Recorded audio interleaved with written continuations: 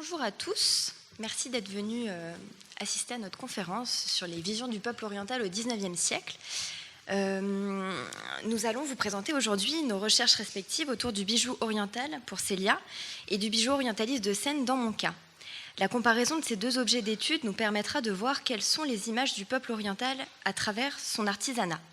Nous nous concentrerons sur la seconde moitié du XIXe siècle jusqu'au début du XXe siècle, période où les empires coloniaux s'implantent durablement dans les pays d'Orient, ceci entraînant la rencontre directe avec les peuples colonisés. L'image de ce peuple oriental au XIXe siècle est plurielle, très souvent stéréotypée. Les orientaux sont bien souvent cantonnés au rang d'indigènes ou même de barbares, mais ils sont aussi l'incarnation d'une antiquité vivante aux traditions et savoir-faire ancestraux qui fascinent les Occidentaux. Parmi ces savoir-faire, la bijouterie occupe une place particulière. Elle est à la fois un objet de collection, mais également un modèle très prisé des Français qui l'imitent abondamment dans diverses disciplines. Citons ici les copies faites par les bijoutiers précieux de fantaisie ou de théâtre. Notre intervention présentera ainsi plusieurs champs artistiques véhiculant des images d'un peuple oriental composite, et la bijouterie en sera le point commun. Sans plus tarder, je laisse la place à Célia qui va détailler l'évolution de la bijouterie kabyle à la période coloniale.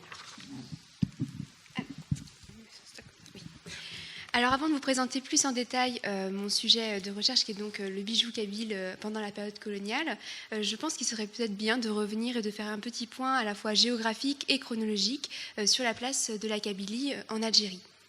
Alors, la Kabylie, c'est une région située à une trentaine de kilomètres à l'est d'Alger, qui est principalement occupée par un massif montagneux qui est celui du Djurdjura et qui est depuis 1871 divisé en deux grandes régions.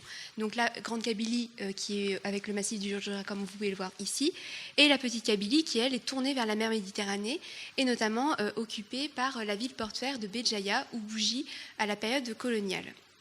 Si l'économie des Kabyles est principalement tournée vers l'agriculture, production d'huile d'olive, de figues, ils vont avoir une production dans les arts du métal qui est particulièrement importante, que ce soit pour l'armement, mais également la bijouterie, ce qui va nous intéresser aujourd'hui. Notre cadre chronologique sera le contexte colonial qui est un petit peu différent en Kabylie par rapport notamment à Alger. En effet, si Alger est prise par les Français en 1830, la région de la Kabylie ne sera totalement pacifiée qu'à partir des années 1870, voire 1880, où à partir duquel on va avoir beaucoup plus de Français qui vont pouvoir venir visiter la Kabylie, s'y rendre, jusque donc à l'indépendance du pays en 1962. Pendant ce temps-là, donc entre on va dire vraiment 1880 et 1962, la société kabyle va connaître d'importantes mutations.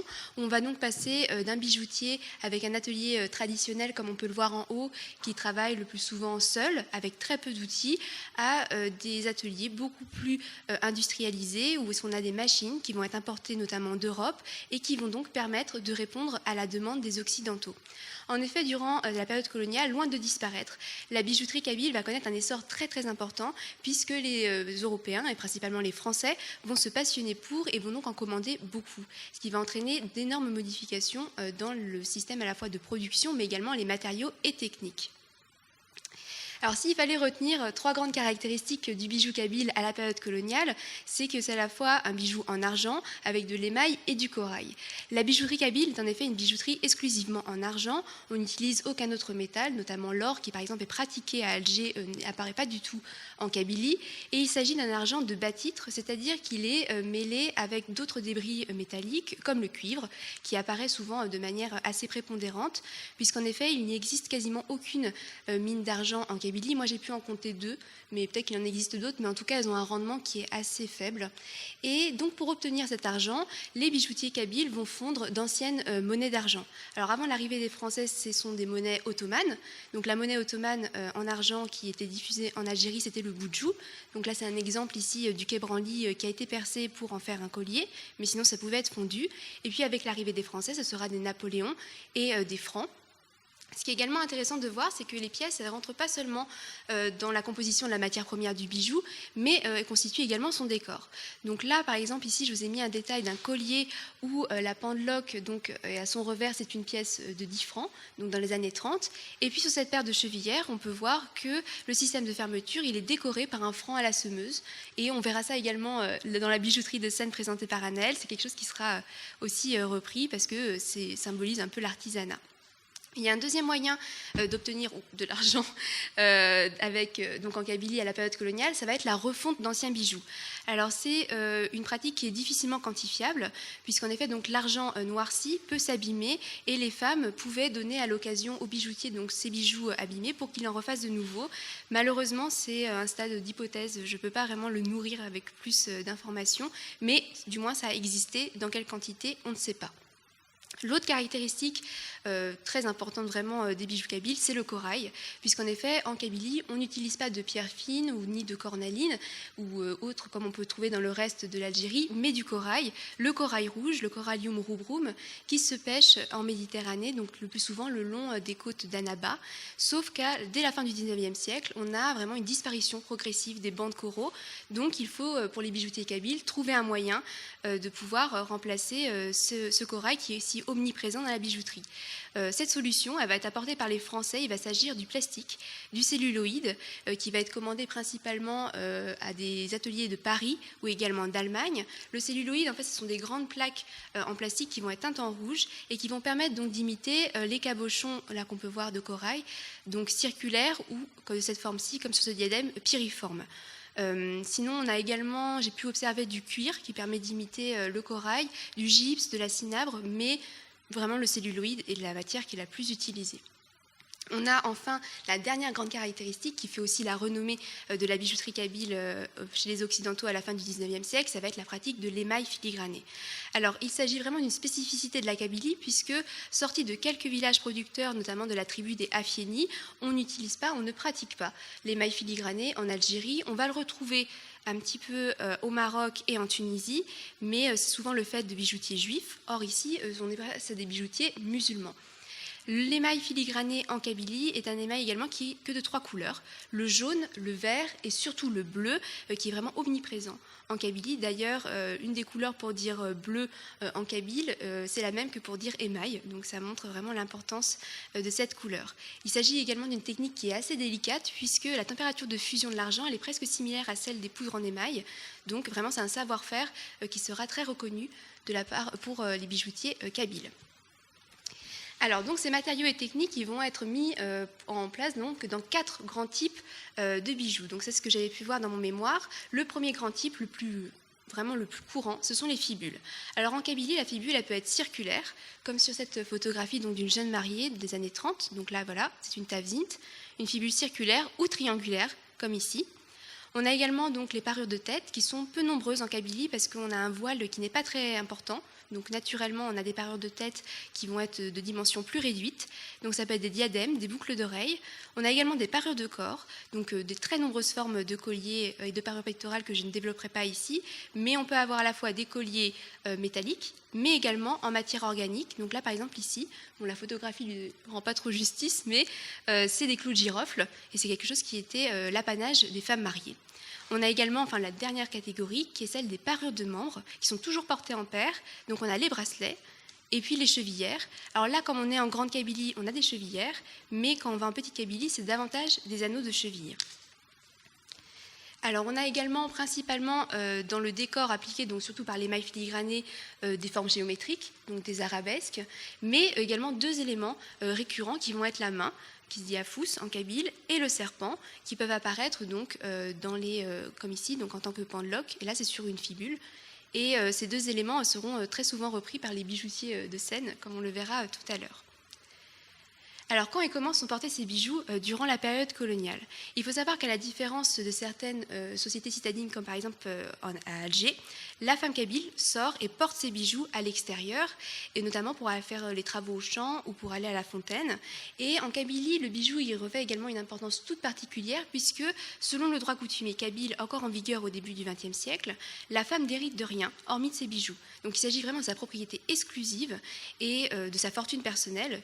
Donc il y a vraiment aussi une importance, pas uniquement esthétique, mais vraiment pour sa vie de tous les jours.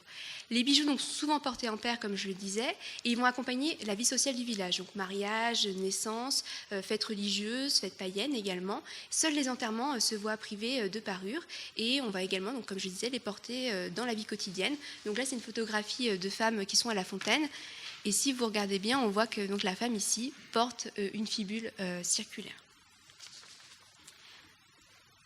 Comme je vous l'avais présenté rapidement en introduction, donc des années 1830 aux années 1870, il n'y a principalement que des militaires qui sillonnent la Kabylie et donc ils vont en décrire de manière très bref les bijoux. On va surtout avoir vraiment des descriptions de la manière dont les bijoutiers vendent plutôt leurs bijoux, mais pas vraiment des descriptions assez nourries des bijoux. Il faut donc attendre vraiment les années 1870 jusqu'aux années 1900 pour voir apparaître les bijoux kabyles dans l'iconographie, et notamment ça va être diffusé par la carte postale et les mises en scène de studio.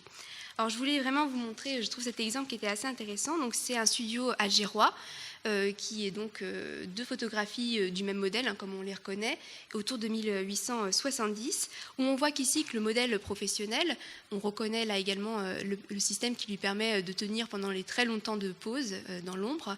Le modèle professionnel, qui est probablement même pas kabyle, a donc été revêtu de bijoux kabyles. Là on reconnaît un diadème et ici des fibules, afin de lui donner donc l'identité par laquelle on va donner le titre, c'est-à-dire femme kabyle.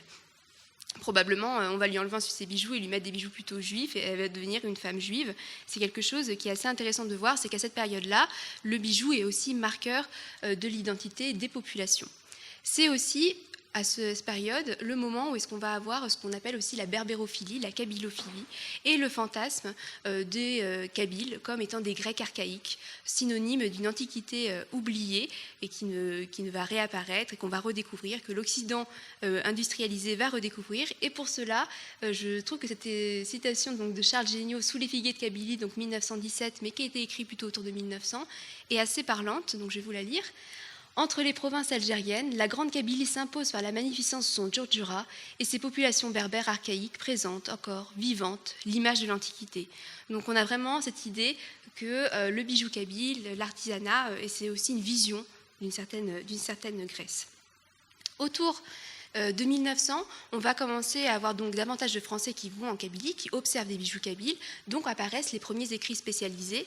Le premier, et également le plus connu, c'est celui de Paul Ledel, donc l'orfèvrerie algérienne et tunisienne, qui est publiée en 1902, dans lesquels Paul Ledel ne décrit pas uniquement des bijoux kabyles, il y a beaucoup de types, mais la bijouterie kabyle occupe une place toute particulière, et on a des planches qui sont extrêmement détaillées, donc comme on peut le voir ici, et vraisemblablement Paul Ledel a observé un des bijoux, puisque là on reconnaît parfaitement une fibule tavzint, là c'est une chevillère, et là c'est un bracelet, et par rapport aux descriptions un peu fantaisistes qu'on pouvait avoir dans la première, on va dire autour des années 1870, là vraiment autour de 1900, on connaît les bijoux kabyles, on les collectionne, puisque Paul Ledel est collectionneur, et donc on les représente beaucoup plus proches. On va enfin avoir également à cette période l'émergence de l'ethnologie et donc aussi de nouvelles manières de s'intéresser à ce bijou, cette fois-ci en usage avec les aspects sociaux, quand et comment sont portés ces bijoux. Donc à titre d'exemple, je trouvais que tout le corpus photographique de l'ethnologue Germaine Laouche-Chantréau, donc entre 1937 et 1939, était particulièrement intéressant.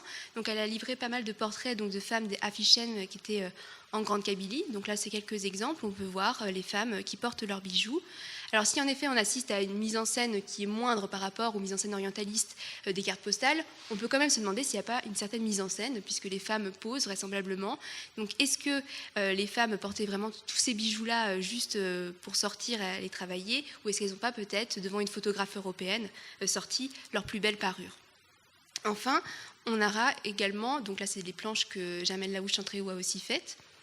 On a également toutes les images de voyageurs et de Français résidant en Kabylie. Les quelques Français sont très peu, comme notamment Martial Raymond, qui vont nous permettre de nous renseigner sur la manière dont apparaissent les bijoux kabyles à cette période-là dans la photographie française. Donc là, on voit une femme avec deux fibules également. Et puis je trouvais cette image également assez intéressante, puisqu'en effet, on n'a pas une fibule pour retenir le vêtement, mais simplement une épingle à nourrice. Et je trouve que c'est assez intéressant parce que les années 30 en Kabylie sont marquées par une très forte misère. Et on peut également penser que nous, en tant qu'historiens de l'art, on est toujours en train de regarder de très beaux bijoux, mais la réalité n'était peut-être pas aussi... tout le monde n'avait peut-être pas des grandes fibules. La plupart du temps, ça devait être également des épingles à nourrice qui fermaient le vêtement. Ce qui est également intéressant de voir à cette période-là, c'est que, notamment dans les écrits et dans les représentations, on va considérer ces bijoux kabyles comme un artisanat et un artisanat populaire.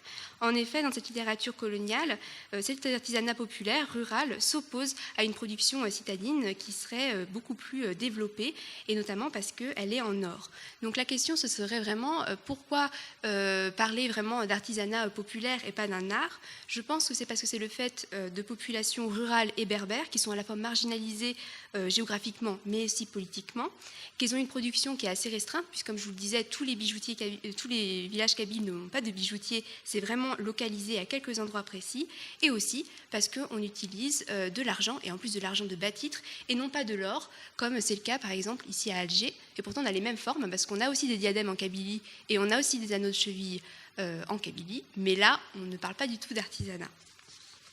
C'est également quelque chose qui est assez intéressant de voir, c'est qu'on a la période de la colonisation, c'est aussi la période de la hiérarchisation des populations. C'est à partir de ce moment-là qu'on sépare français, arabes, juifs et berbères, et les bijoux vont permettre également de marquer ces différences. Et finalement, on peut réinterpréter la première photographie que je vous montrais, donc des studios où on avait une femme kabyle.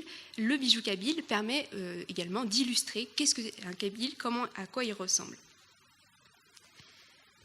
Alors, donc, désormais, on va pouvoir se demander comment les Européens achètent-ils des bijoux kabyles, puisqu'en effet, il faut savoir que seulement 1,6% de la population totale de la Kabylie, selon des chiffres rapportés par Camille Lacoste du Jardin, était européenne. Donc, c'est très peu par rapport à l'Oranais, où 55% de la population était d'origine européenne. Donc, les Français n'habitent pas avec les Kabyles. Pour autant, ils achètent des bijoux. Alors, le premier lien, je pourrais dire lieu où est-ce que les Français découvrent également les bijoux, ça va être les expositions universelles. En effet, on sait grâce à Paul Eudel que dès 1889, les bijoutiers kabyles recevaient des diplômes et des prix pour leur réalisation. Alors là, c'est à titre d'exemple, parce que malheureusement, je n'ai pas de photographie donc, des expositions universelles des bijoutiers kabyles. Là, c'est un diplôme qui avait été reçu par un bijoutier de Taouert Mimoun, donc, qui est un village de Grande Kabylie, donc, qui était un bijoutier donc, pour toute sa réalisation. Et là, c'est une photographie du pavillon de l'Algérie à l'exposition universelle de 1889, où on sait qu'il y avait une galerie qui était dédiée à la bijouterie kabyle. Il va également y avoir des expositions permanentes. Alors, Paul Eudel nous dit qu'à partir de 1858, on avait une exposition permanente de bijoux kabyles à Alger. Et j'ai également pu retrouver des places où est-ce qu'étaient exposés les bijoux kabyles, donc rue de Rivoli et rue de Grenelle. Mais sinon, la grande majorité des bijoux kabyles vont être achetés sur place. Alors, je vous disais tantôt que les Français n'habitent pas en Kabylie, mais par contre, ils visitent la Kabylie, et notamment dès que la région est bien pacifiée, et surtout autour de 1900 et de 1930. Et comme n'importe quel voyage aujourd'hui qui serait organisé par un tour opérateur, c'est également le même système. C'est-à-dire qu'on a des tours qui sont mis en place avec des bus qui partent donc des villes comme Alger, Béjaïa, et qui vont dans des points bien précis, dans des hôtels, dans des boutiques, et notamment des boutiques qui vendent des bijoux. Parce que, comme aujourd'hui, des personnes qui reviennent de Venise vont pouvoir acheter un masque ou une petite gondole, et bien là, les Français veulent ramener un bijou kabyle parce qu'ils ont visité la Kabylie. Et c'est ainsi, là je vous ai pris une photographie donc, du bien nommé Hôtel des touristes Fort National en Grande Kabylie, où on sait qu'au rez-de-chaussée, il y avait une boutique où est-ce qu'on vendait des bijoux kabyles. Donc là, je vous ai mis également une facture pour voir qu'on pouvait passer le dîner, etc. Et c'est aussi Fort National qui devient, donc en Grande Kabylie, près des Afyénis qui produisent beaucoup de bijoux, c'est aussi une station estivale et hivernale. Donc on a des Français à la fois en été et en hiver qui vont pouvoir s'acheter des souvenirs et ensuite les rapporter. On a donc tous ces ventes directes qui permettent complètement de nourrir, on va dire, les collections des Français qu'on va retrouver encore aujourd'hui dans les collections des musées, comme par exemple le musée du Quai Branly.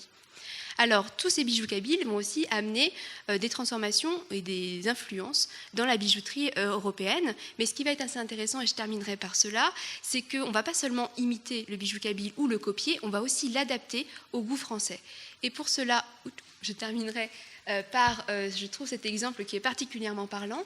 Donc ici, on a une broche en argent qui peut être faite en Afrique du Nord, mais en tout cas à destination d'une population européenne. Et à droite, on a une fibule tavine, comme je vous en ai présenté. Et ce qui est assez intéressant, c'est de voir que la fibule, pour la population européenne, elle devient broche. Le corail devient pierre fine.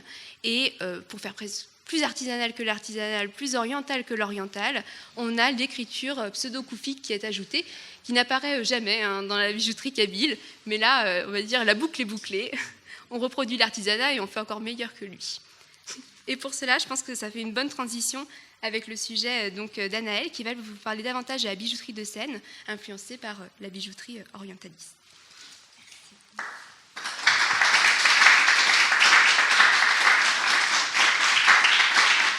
Merci. C'est affichage, je crois, non ?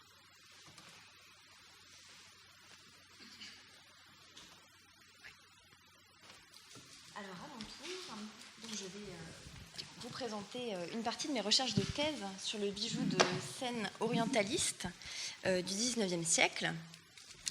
Donc avec Célia, nous avons fait le choix de proposer une comparaison entre la parure orientale, réelle, on va dire, l'ensemble des bijoux, comme nous l'avons vu, qui ont été créés en Orient pour des Orientaux, éventuellement à destination aussi des Européens, et en comparaison le bijou de Sène orientaliste, c'est-à-dire l'ensemble des bijoux destinés à des artistes de la Seine, imitant les Orientaux et portés par des Européens en principe.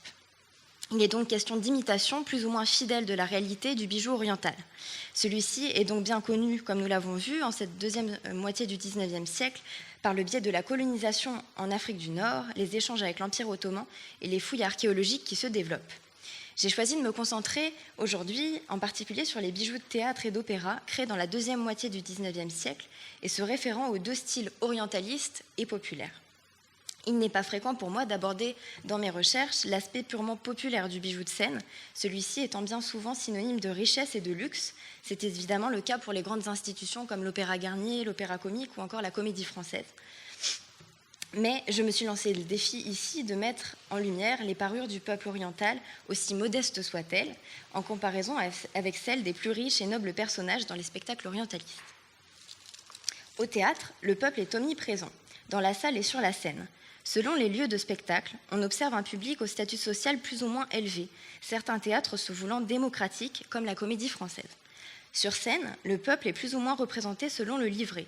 Il s'incarne en particulier dans la figure du chœur, qui est issue de la tradition théâtrale antique grecque. Ce chœur établit un lien entre le public et l'histoire qui s'illustre sous ses yeux, créant un sentiment de connivence plus ou moins fort entre les spectateurs et les personnages. Il commente les faits qui se déroulent sur scène, accompagne les personnages, interpelle le public. Il est souvent unique et dans les drames et tragédies, ou plutôt pluriel, à l'opéra par exemple, puisqu'il est composé de différents chanteurs ou différents danseurs, divisés selon le sexe, donc le chœur des dames, le chœur des hommes, ou alors dans les ballets, les danseurs hommes et les danseurs femmes. Une autre catégorie populaire, on va dire, sur scène existe. Il s'agit des figurants, qui ont un rôle au moindre dans la scène, mais accentuent l'effet de foule voulu dans certaines productions. C'est le cas en particulier quand on parle du grand opéra à la française, qui convoque sur scène jusqu'à une centaine d'artistes en même temps. C'est le cas par exemple pour l'opéra Aïda, égyptien. Selon les livrets, ils sont désignés comme des gens de la cour, des serviteurs, des militaires, une foule ou de façon plus générale comme le peuple. L'ensemble de ces artistes, chœurs, danseurs et figurants, est à distinguer des solistes, qui sont au XIXe siècle des vedettes, célèbres et adulées, endossant généralement des rôles valorisants et nobles. Ajoutons enfin qu'il existe bien souvent des différences de statut social entre le corps choriste, danseur, figurant et les solistes. Les premiers sont souvent obligés de cumuler plusieurs emplois par nécessité et d'accepter les avances d'hommes souhaitant se payer une danseuse. Les solistes s'assurent une carrière et une renommée souvent enviées. Dans tous les cas, chacun aspire à monter en grade afin de monter en classe, de s'échapper de sa condition première en passant du peuple à une situation plus valorisée et prospère. Malgré une certaine admiration, le public du XIXe siècle n'est pas tendre avec les artistes de la scène qu'il considère bien souvent comme de mauvaise vie, en particulier pour les femmes. Et donc je vous incite dans ce cas à vous référer à l'ouvrage de Zola, qui est très connu, Nana, qui traite de ces problématiques sociales. Après cette présentation du peuple sur scène, je vais vous exposer le plan de communication qui se déroulera en deux axes majeurs. Dans un premier temps, je vais vous expliquer qu'est-ce qu'un bijou de scène de façon générale, et puis nous verrons en détail qu'est-ce qu'un bijou de scène orientaliste, voilà, ses formes, ses caractéristiques et ses modes de production. Afin de comprendre ce qu'est un bijou de scène orientaliste au XIXe siècle, il faut tout d'abord que j'aborde des généralités sur le bijou de scène de façon générale. Dans mon étude, j'entends par bijou de scène l'ensemble des parures créées pour les spectacles des pièces dramatiques ou lyriques, précisément sur la période allant du Second Empire à la Première Guerre mondiale. À la fois ornement, complément et accessoire, le bijou de scène est en dialogue permanent avec les autres composantes du costume qu'il sublime, le vêtement, la coiffure, le maquillage ou encore les masques. Il est également indissociable du corps pour lequel il est conçu, celui d'un acteur, d'un danseur ou bien d'un chanteur, en fonction de ses caractéristiques propres et de la personnalité du personnage ou de l'artiste. Ce bijou peut être purement esthétique, en simple ornement décoratif, ou bien un véritable accessoire employé par l'acteur sur le plateau. De ce fait, une cantatrice soliste n'est pas parée de la même manière qu'une choriste. Dans notre cas, nous nous attachons en particulier aux costumes des choristes et danseurs, comme vous l'aurez compris, qui incarnent le peuple sur scène. Les spécificités d'un bijou de scène sont assez éloignées de celles d'une parure traditionnelle, précieuse. Son objectif est d'être visible de loin et rapidement compréhensible de tous les spectateurs, appuyant la narration. Il s'inscrit dans un système global où les costumes, décors, nombre d'interprètes, le poème, la musique, la lumière jouent chacun un rôle essentiel et subliment le bijou. Ce bijou est réalisé à partir de matériaux considérés comme non précieux, majoritairement du métal et des verroteries. Au XIXe siècle, il se distingue par le raffinement extrême accordé aux finitions et à l'agencement des composantes entre elles. Ce jeu entre vrai et faux, luxe et pacotille, vise à donner l'illusion de préciosité aux spectateurs et à mettre en valeur les chanteurs et danseurs qui les portent. Dans les grandes salles de l'Opéra Garnier, par exemple, le luxe et l'exubérance sont de mise. La beauté des parures est un gage de prospérité du théâtre et flatte la bourse des abonnés, ses principaux mécènes. Ce sont de véritables pièces d'artisanat, chacune unique par sa facture et sa technique. Pour chaque bijou, il existe une maquette. Alors là, vous avez les maquettes de costumes qui ont été réalisées en général par les chefs couture de costumes des ateliers. Il existe des maquettes comme celle-ci détaillant le costume qui sont très annotées au niveau de la couleur, du matériau, mais aussi certaines maquettes de bijoux qui détaillent vraiment les éléments à transmettre pour la fabrication du bijou. On voit bien à travers ces maquettes le rapport qu'entretient le bijou avec le costume de scène et qu'ils sont indissociables, qu'ils fonctionnent ensemble. Les costumiers de l'opéra travaillent avec des bijoutiers spécialisés dans la réalisation de bijoux de scène. Donc, ils sont indépendants de l'opéra, ce sont des fournisseurs extérieurs. Et ceux-ci sont concentrés dans le quartier du Faubourg du Temple, à Paris. Il en existe une dizaine à la fin du XIXe siècle. Ils sont concentrés aux abords des théâtres, de la Comédie Française et de l'opéra. Pour fabriquer un bijou de scène, les bijoutiers vont se fournir auprès d'estampeurs. Ici, je vous ai mis des images de la maison parisienne, la société Janvier Gruson-Prat, qui existe encore aujourd'hui et qui collabore avec l'Opéra Garnier toujours. Donc, les bijoutiers qu'on a vus précédemment achètent des estampes. C'est des motifs en fait, qu'ils sélectionnent sur catalogue. Comme vous avez ici des planches de motifs après pour la bijouterie. Et après, ils vont les assembler les uns aux autres, comme on peut voir sur cette coiffe. Vous l'avez en entier à gauche, c'est la coiffe de la fée de Cendrillon, qui est absolument énorme et impressionnante, et explique bien mon propos, je trouve. Donc le bijoutier va acheter chez l'estampeur plein de petits éléments qu'il va souder les uns aux autres, qu'il va travailler, qu'il va éventuellement dorer ou argenter. Il existe différentes techniques en fonction du statut du rôle auquel le bijou est destiné. Pour les solistes, souvent c'est une dorure à la feuille, donc qui est plus fine, plus précieuse.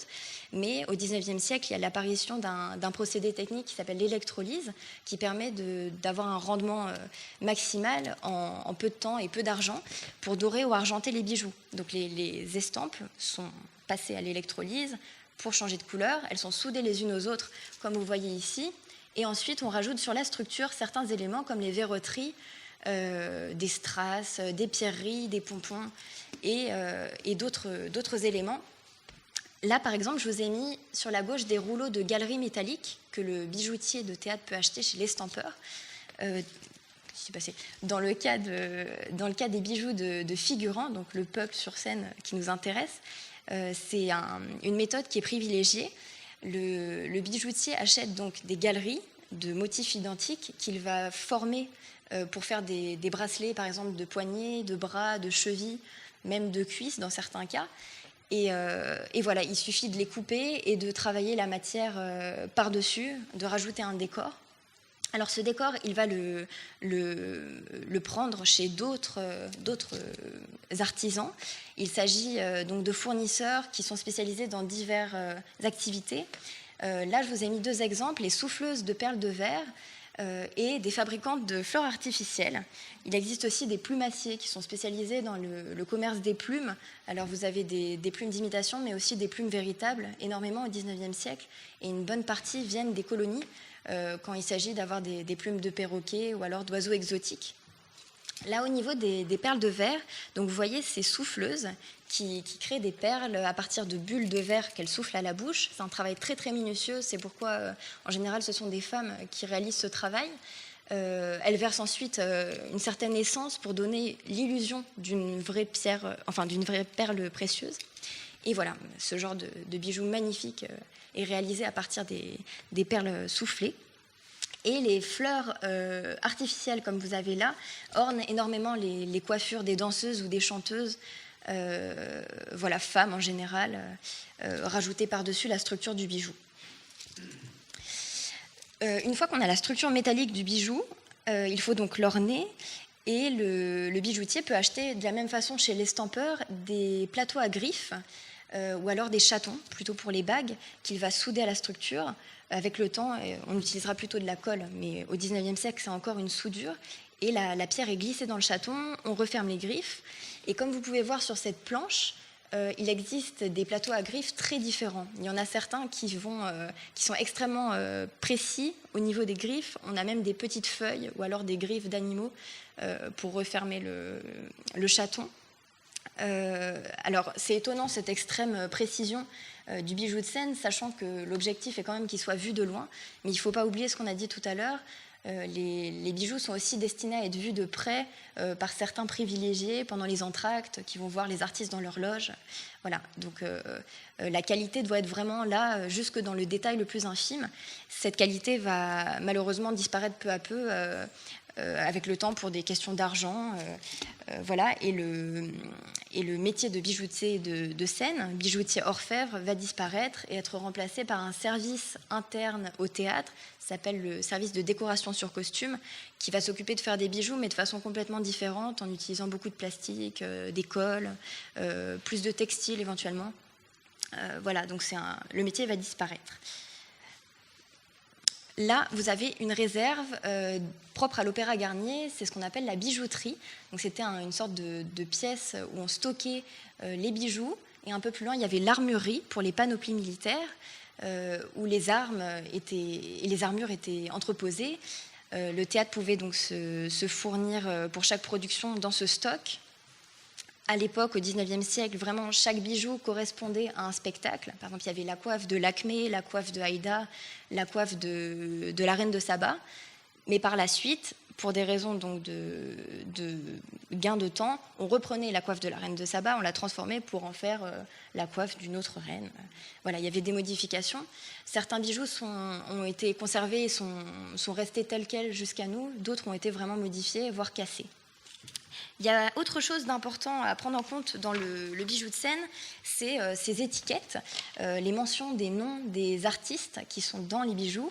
Alors soit ils sont inscrits sur le tissu ou le métal, soit ce sont des étiquettes. C'est une méthode qui a toujours cours aujourd'hui et qui facilite tout simplement le travail des habilleuses qui doivent préparer les costumes, les tenues de chaque personne participant au spectacle, leur apporter dans les loges et les récupérer à l'issue du spectacle.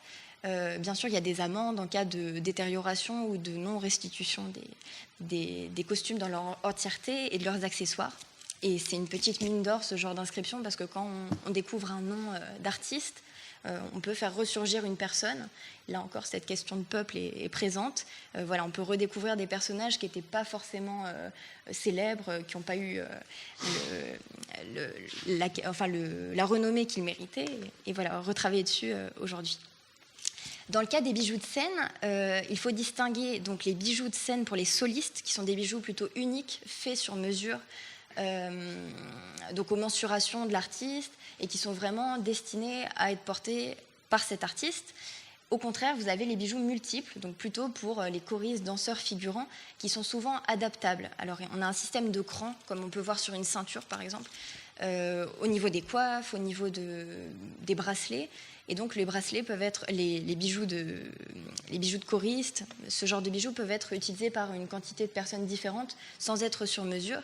Et ça pose aujourd'hui des questions de conservation évidentes, puisqu'on se retrouve avec ici, vous voyez des caisses et des caisses de bijoux identiques, qui sont souvent en mauvais état. Alors le parti pris des musées, ici la bibliothèque musée de l'Opéra, c'est d'en garder 1 ou 2 exemplaires en très bon état, de les faire restaurer et de les conserver. Et le reste peut éventuellement être récupéré, c'est en négociation, par l'opéra pour que ça soit un matériel de travail qui va revivre avec d'autres productions. Au niveau du bijou orientaliste maintenant, là je vous ai fait une présentation générale du bijou de Seine. Maintenant on va s'attacher au côté orientaliste. Je regarde quelle heure il est. Oui. Donc vous avez ces fameuses maquettes. Pour faire un bijou de Seine orientaliste au XIXe siècle, le costumier, selon le livret, va avoir le choix ou pas, imposé par le livret, de faire un bijou plutôt archéologique, ethnologique, c'est-à-dire d'un Orient moderne, ou plutôt fantasmé. Alors fantasmé, c'est quelque chose l'Orient fantasmé, qui a suscité beaucoup de créations, de productions, pas forcément inspirées du réel, qui laisse libre cours à l'imagination des créateurs. Vous avez ici ce magnifique, je trouve, ça a beau ne pas être du tout vraisemblant, c'est une maquette d'Eugène Lacoste pour Le Roi de Lahore, donc un opéra qui se passe en Inde. Vous avez un petit flûtiste, clairement c'est pas le costume des flûtistes je pense en Inde, mais voilà, c'était des costumes absolument éblouissants qui faisaient rêver le public parisien, et voilà, enfin il y a ce genre de costumes et de bijoux très fantasmés. Vous avez des costumes beaucoup plus ethnologiques, et au XIXe siècle il faut garder à l'esprit que c'était vraiment une période, on va dire, encyclopédique. Les gens jugeaient un spectacle sur la vraisemblance ou non des costumes, des décors, sur la réalité qui était exposée sur scène. On avait beaucoup de fresques historiques, pas forcément orientales, donc médiévales, antiques. Et vraiment, on allait au spectacle comme on voyage. On voyait vraiment comme on n'avait pas besoin de se déplacer, on voyait vraiment les costumes turcs sur scène, comme ici dans La Montagne Noire en 1895. C'était vraiment des costumes à la turque, soit issus de bazars orientaux, donc achetés dans le commerce à Paris, soit faits avec des tissus à la manière turque. Et une autre catégorie, donc le bijou et le costume archéologique, qui est vraiment inspiré de pièces anciennes. Et ce que je trouve très drôle, c'est que souvent les maquettes de costumes reprennent des hiéroglyphes ou des formes dans leur style ancienne, comme des hiéroglyphes ici, des fresques babyloniennes. La position des mains est très drôle. Enfin, je pense que ça indique pas beaucoup pour l'atelier de couture une spécificité, mais voilà, ça donne un style à la maquette. Au niveau des matériaux caractéristiques du bijou de Seine orientaliste, donc il y a des choses qui sont vraiment spécifiques, qui se dégagent quand on est face à un bijou de Seine. Au niveau des métaux, il y a donc souvent l'emploi de métal plutôt doré ou argenté. Il s'agit de laiton, de cuivre, de batitre, l'argent de batitre, comme dans les bijoux kabyles par exemple. Et ils sont dorés soit à la feuille, soit à l'électrolyse, comme nous l'avons vu. Au niveau des pierres, il y a beaucoup de turquoise, des imitations de lapis-lazuli, d'opale, de corail, mais pas des vrais coraux a priori. On a retrouvé des mentions dans les archives de véritables turquoises et d'imitations. Également pour le jet, de véritables jets. C'était des pierres qui valaient pas très cher à l'époque, et donc ils n'hésitaient pas à en mettre partout. Et ce bleu rendait vraiment oriental, on va dire, dans le rendu. Au niveau des perles, vous aviez aussi des perles de verre, des perles en bois, en argent, des boules d'argent, de métal, ou alors des perles soufflées. Là, je vous ai mis un détail de perles de verre. Alors, c'est très drôle parce que là, vous avez des bijoux pour Salammbô, qui est un opéra de 1892 inspiré du roman de Flaubert. Et ça ressemble vraiment à ce qu'on pouvait retrouver dans les tombes anciennes du Proche-Orient ancien. Et également des perles en bois qui font, une fois qu'elles ont leur patine dorée, qui font clairement ethnique, entre guillemets, et accentuent l'effet de réel. Là, je vous ai mis ce qui me paraît être le bijou le plus orientaliste au niveau fantasmé. Il est de toutes les couleurs, il regroupe le maximum de choses possibles en lui seul. C'est pas très grand, c'est une petite coiffe qui était posée sur le sommet de la tête de Lakmé dans l'opéra de 1883. Elle portait des voiles en dessous, enfin une perruque, donc le bijou était posé par-dessus. Et on retrouve donc des verroteries colorées, des perles soufflées qui ont une forme de poire et qui sont agencées en fleurs. La structure est en laiton, il y a une doublure à l'intérieur qui est en soie rouge. Vous avez des perles de verre et des perles de bois en bas, tout autour. Et donc la couleur, c'est vraiment ça, la couleur qui se dégage, même agencée dans tous les sens, la couleur fait orientale et les gens l'attendent quand ils vont au spectacle. Vous avez également ici une fiche sur les techniques employées pour la bijouterie de Sène orientaliste. On imite les techniques de l'artisanat oriental, comme la granulation, qu'on retrouve beaucoup chez les Étrusques, par exemple, et en Kabylie. Le filigrane, la cannetie, l'estampage, le métal ajouré ou encore les boules et billes de métal. Alors ici, par exemple, vous avez 2 boules qui proviennent d'une broche pour Samson et Dalila. C'est la broche de Dalila qui est clairement inspirée de l'orfèvrerie du Yémen. Donc voilà, c'est des boules, et même marocaines un petit peu. Il y a une inspiration des deux. Et ce genre de boule peut être acheté directement chez les stampeurs, comme nous l'avons vu tout à l'heure, dans les magasins d'après pour bijouterie tout près. Là, je vous ai mis les motifs caractéristiques d'un bijou de Sène orientaliste, les plus récurrents en tout cas. J'ai essayé de faire un inventaire, je pense qu'il y en a d'autres, mais voilà, dans l'idée, vous avez souvent des végétaux et des fleurs, donc les lotus, les papyrus, des animaux et insectes comme les serpents, scarabées, un bestiaire imaginaire avec des sphinx, des phénix, des divinités mythologiques égyptiennes et orientales, donc il y en a énormément, là je vous en ai mis quelques-unes, mais Anubis c'est assez récurrent, Isis également, là voilà, vous avez une petite Isis avec ses ailes déployées. Les monnaies, donc on parlait tout à l'heure de cela, beaucoup de monnaies arabes avec des inscriptions, des écritures, souvent des hiéroglyphes véritables ou alors du pseudo-hiéroglyphe. Donc vous verrez tout à l'heure des sortes de zigouigouis qui ressemblent à du hiéroglyphe, de l'arabe, du pseudo-arabe ou encore du turc. Ces monnaies sont très fréquentes sur les bijoux de Sène orientalistes. À partir du moment où on met des piécettes un peu partout, souvent ça donne un effet oriental et ça marche très bien. Voilà, c'est drôle de constater cela. Pour terminer, vous avez des symboles magiques, ésotériques, comme le sceau de Salomon, plus connu sous le nom Étoile de David, qu'on retrouve un petit peu partout, particulièrement dans le spectacle La Reine de Saba, par exemple, et d'autres formes, comme l'indienne. Là, vous avez une indienne, c'est cette forme un petit peu de poire incurvée, le croissant de lune, ou encore la khamsa, la main de Fatma. Là, je vous ai mis un autre bijou que j'estime très orientaliste et éloigné de la réalité, mais avec des motifs qui font clairement comprendre que c'est un bijou orientaliste immédiatement. C'est une coiffe pour Aïda, qui date de 1880. Vous retrouvez des turquoises, donc vraiment centrales sur le bijou, des figures d'Anubis, des fleurs de lotus épanouies et une sorte d'oiseau fantastique aux ailes déployées.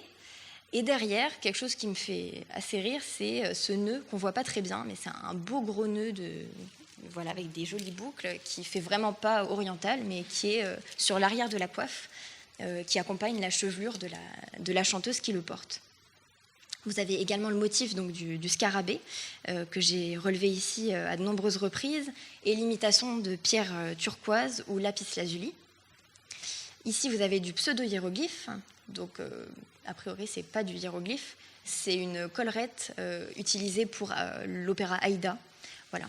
Donc, dans l'idée, c'est réalisé au vernis par-dessus le métal. Ici, vous avez des bracelets serpentins.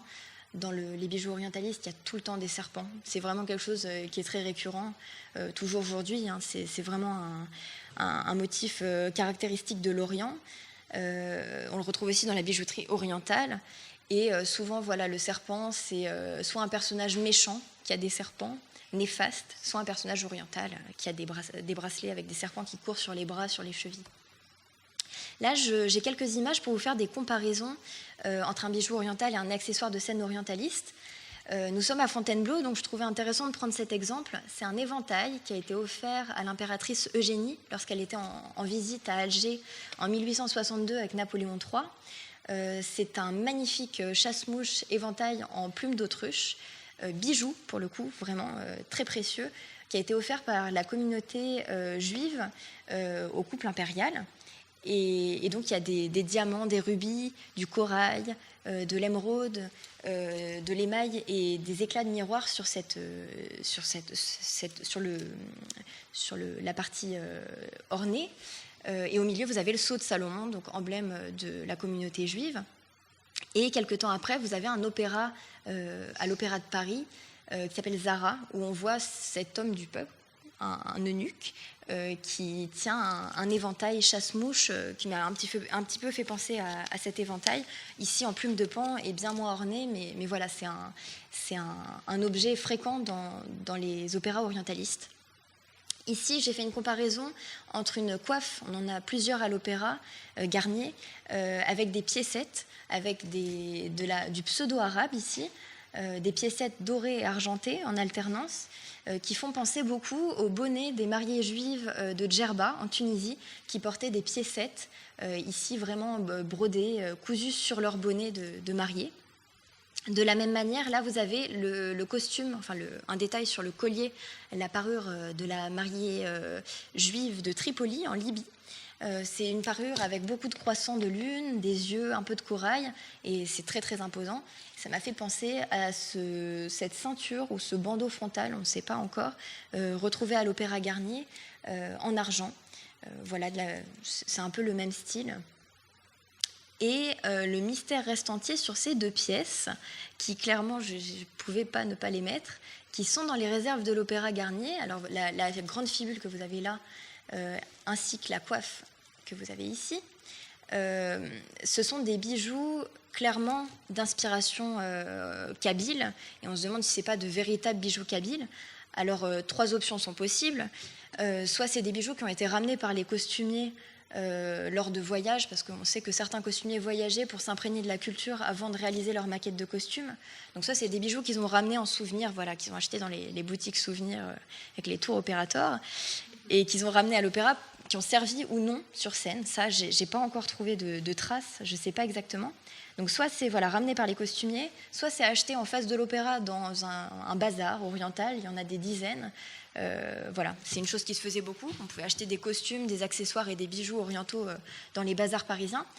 Soit, chose plus étrange dont on est moins certaine, mais on verra, il existe des planches de catalogue de la société dont je vous ai parlé d'Estampage, qui propose des bijoux de style Touareg. En plus, ils ont fait une erreur, c'est vraiment pas Touareg, c'est plutôt kabyle et berbère. Et donc, dans l'idée, on peut acheter en kit ces petits éléments de bijouterie kabyle et les ressouder les uns aux autres, rajouter le vernis par-dessus, et voilà, on a comme un bijou kabyle. Donc voilà, on ne sait pas encore, mais l'hypothèse est là.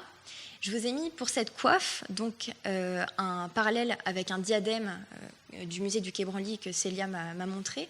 Et j'ai fait un parallèle ici avec un opéra qui s'appelle La Montagne Noire, dont les costumes ont été réalisés par Charles Bianchini en 1895. Vous avez probablement ici le costume d'une Ouled Naïn. Donc c'était une danseuse orientale qui est ici incarnée par Lucienne Bréval. Et visiblement, il est possible que ce soit ce genre de coiffe qu'elle avait sur la tête pendant le spectacle. Voilà, alors maintenant, je vais m'acheminer vers la fin et je vous propose rapidement, sans trop commenter, une série d'images faisant référence au peuple oriental, aussi divers soit-il, une image plurielle de ce peuple oriental. Ici, vous avez que des maquettes de costumes d'époques différentes, de la deuxième moitié du XIXe siècle. Là, il s'agit d'une femme berbère dans la Montagne Noire, réalisée par Charles Bianchini, à droite d'une étonnante guerrière kabyle. Rien de kabyle là-dedans, mais si ce n'est le nom, mais on y croit, on veut y croire. Et elle est vraiment très très belle, cette maquette. C'est Eugène Lacoste qui l'a réalisée pour le tribut de Zamora. Ça, c'est vraiment une maquette qu'on aime beaucoup toutes les deux, qui est plus ancienne quand même. C'est 1849. C'est Paul Lormier qui l'a réalisée. On voit simultanément le costume d'une femme kabyle, Algérie, et le costume des femmes et filles d'Israël. en Palestine. C'est bien écrit, femme de Nazareth. Et elle porte ici, autour du visage, c'est reconnaissable, des piécettes. On sait que les femmes de cette région portaient, surtout les mariées, portaient voilà, des bijoux en barbe presque, qui descendaient sous le menton. Voilà, ça avec Célia, on a essayé de reconnaître. Il semblerait que ça soit quelque chose plutôt touareg, mais une croix du Sud. On n'est pas sûr, mais l'idée est vraiment de ressembler à la réalité. Là, vous avez un ensemble de costumes pour des jeunes filles juives dans l'opéra David de 1845. Donc c'est vraiment l'idée de dénuement, en fait. Il n'y a presque pas de bijoux. Ce sont des jeunes filles avec beaucoup de tissus. Voilà, on a beaucoup un parallèle entre la représentation des Juifs au XIXe siècle, les premiers Juifs, on va dire, et les temps chrétiens. Il y a vraiment un parallèle entre ces deux-là, visible dans les maquettes, au niveau du blanc, de la pureté. Là, vous avez, dans le tribut de Zamora encore, quelques costumes de femmes marocaines, voilà, avec vraiment le costume traditionnel. Ici, on reconnaît l'angle de la robe qui ressemble au costume des femmes berbères ou alors des femmes de Rabat. Ici, pour la montagne noire, vous avez plein florilège de costumes différents. Ici, a priori turcs. Et là, le peuple indien, que j'ai presque pas mentionné, mais qui est quand même très important dans la production orientaliste, en particulier chez les Anglais, puisque c'était une colonie britannique. Et il y a souvent des erreurs, que je tiens juste à mentionner ça ici. Le bleu, par exemple, n'est pas utilisé dans la bijouterie indienne, parce que le bleu porterait malheur. Donc on n'a pas de parure en saphir en Inde, en tout cas de façon traditionnelle. Et par contre, sur scène, il y a du bleu partout, même pour les Indiens. Donc je pense que ces détails, ils ne vont pas jusque-là dans la ressemblance.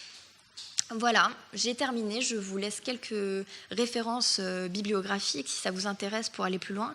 Donc des auteurs que j'ai étudiés, que j'ai rencontrés, qui m'ont aidé dans mes recherches, et notamment ma directrice de thèse ici, Christine Peltre, qui est spécialiste de l'orientalisme, et le groupe de recherche auquel je suis rattachée, le CERPCOS, qui travaille sur le rapport du costume de scène et d'écran au corps. Voilà, nous vous remercions. Et nous n'avons pas fini.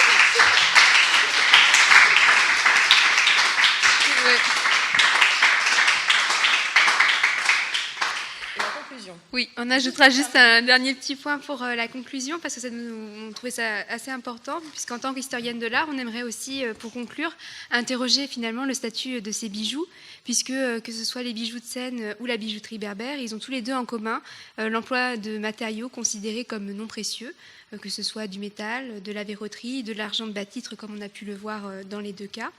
Et de plus, le fréquent réemploi de ces matériaux, donc toi c'était pour faire de nouvelles parures et moi c'est pour au cas où le bijou soit abîmé, rend également difficile leur persistance dans le temps. Et leur indéniable caractère populaire fait d'eux un objet d'art déconsidéré dont la conservation est difficile.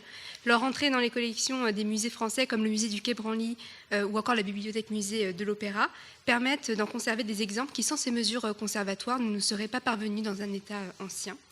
Il faut aussi savoir que la bibliographie spécialisée se concentre très peu sur ces sujets, préférant valoriser des parures plus précieuses comme la bijouterie citadine. Donc moi, j'avais montré un petit peu la bijouterie algéroise ou la joaillerie précieuse, plutôt dans ton cas par rapport à la bijouterie de scène. Et s'il peut exister un certain désintérêt pour ces deux sujets d'un point de vue académique, même si une évolution peut être constatée, on voit un intérêt croissant de la part du grand public. Du peuple. C'est le cas notamment en vente publique ou lors des enchères où les collectionneurs privés n'hésitent pas à dépenser des sommes assez astronomiques pour acquérir des parures berbères comme on le voit assez fréquemment. Pour ce qui est des parures de scène anciennes, c'est également le cas, mais c'est plus pour les bijoux qui ont été portés par des grands noms comme Sarah Bernard par exemple. Là, pour le coup, les prix s'envolent également. Voilà, merci. Merci à vous.